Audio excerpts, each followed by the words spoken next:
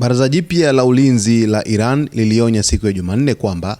nchi hiyo inaweza kujibu kabla hata ya kushambuliwa endapo itabaini dalili za wazi za tishio, msimamo unaoashiria uwezekano wa kuchukua hatua za kujilinda mapema, huku mvutano ukiendelea kuongezeka kati ya Iran, Marekani na Israel.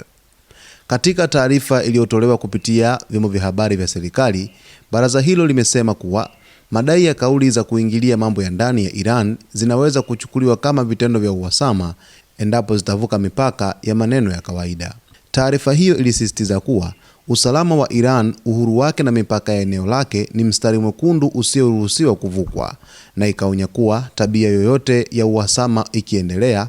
Irani itajibu ipasavyo, huku wahusika wakibeba dhamana kamili ya matokeo yatakayojitokeza.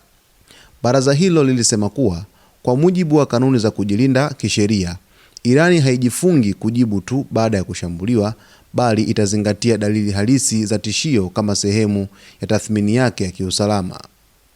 Uvunjaji wowote wa maslahi ya taifa, kuingilia masuala ya ndani au vitendo vinavyohatarisha uthabiti wa Iran vitakabiliwa na jibu la uwiano lenye kulengwa na lenye maamuzi. Kuongezeka kwa lugha ya vitisho na mienendo ya kuingilia mambo ya ndani inayozidi maneno ya kawaida kunaweza kutafsiriwa kama tabia ya uhasama. Baraza la ulinzi la Iran liliundwa kufuatia vita vya siku 12 vilivyotokea mwezi Juni kwa agizo la kiongozi mkuu wa nchi hiyo, Ayatollah Ali Khamenei. Onyo hilo linakuja wakati maandamano yakiendelea kushika kasi katika maeneo mbalimbali ya Iran katika siku za karibuni, huku maafisa wakuu wa serikali wakituhumu Marekani na Israel kwa kuingilia masuala ya ndani ya nchi hiyo. Siku ya Jumatatu, Wizara ya Mambo ya Nje ya Iran ilisema kauli za baadhi ya maafisa wa Marekani na Israel ni sawa na kuingilia mambo ya ndani na kuchochea vurugu kinyume na kanuni za kimataifa. Rais wa Marekani Donald Trump alisema Jumapili usiku akiwa ndani ya ndege ya Air Force One kwamba Marekani inaendelea kufuatilia kwa karibu hali ya Iran, na akaonya kuwa endapo mamlaka za Iran zitaendelea kuua waandamanaji, nchi hiyo itakabiliwa na jibu kali kutoka Washington. Kwa mujibu wa shirika la haki za binadamu la HRANA, watu wasiopungua 29 wameuawa na zaidi ya 1200 wamekamatwa ndani ya siku 9 za maandamano ya kitaifa nchini Iran, huku maandamano na migomo ikiendelea licha ya kuimarishwa kwa ulinzi.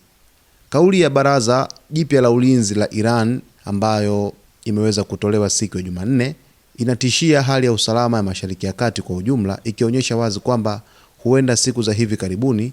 kukatokea vita vikubwa sana katika Mashariki ya Kati, ambapo Irani imesema kwamba haitasubiri ishambuliwe ndiyo iweze kujibu mashambulizi, bali endapo itabaini kuwepo kwa vitisho au tishio lolote la kiusalama dhidi yake, basi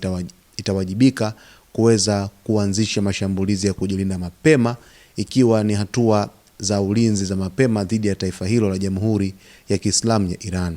Taarifa hii kidogo ina utata na inashtua kwamba kama Irani ikianzisha mapigano kwenda moja kwa moja nchini Israel, tunaweza tukashuhudia uingiliaji mkubwa wa mataifa kadha wa kadha kwenye vita hivi, kwa sababu mwaka huu 2026 ni mwaka ambao taifa la Israel limepania sana kuhusu mpango wake wa kushambulia katika taifa la Iran. Mtazamaji wetu, tutakujuza yote ambayo yatakuwa yanajiri huko ukanda wa Mashariki ya Kati, ambapo vuguvugu linazidi kuongezeka baina ya Irani pamoja na Israel, lakini vile vile na Marekani. Usisahau kusubscribe, kulike, kucomment pamoja na kushare.